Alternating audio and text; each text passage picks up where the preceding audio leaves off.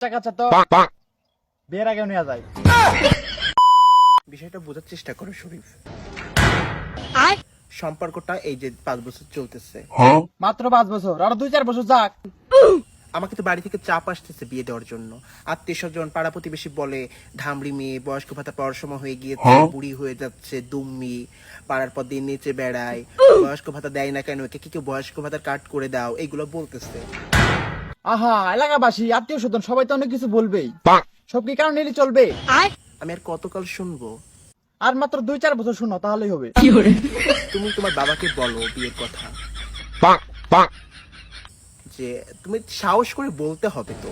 আমার বাবাকে আমার বিয়ের কথা বলতে আমার সাহস কোলায় না। আমাকে আর 2-4 বছর সময় দাও।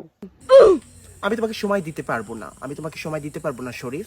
তোমার এমন দিন আসবে যে বিয়ের কথা বলতে বলতে তুমি শরীফ থেকে শরীফা হয়ে যাবা, শরীফ থেকে শরীফা আবার কি?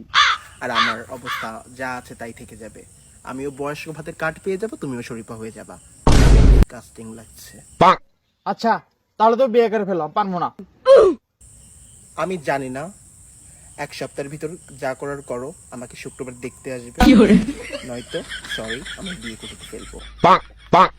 আমি আর পারতেছি না, আমার বয়সী মেয়েদের সবার বাচ্চা কাচ্চা হয়ে গেছে, আমি কি দেখবো সারা জীবন? বাচ্চা কাচ্চা তো বিয়ের আগে নেওয়া যায়।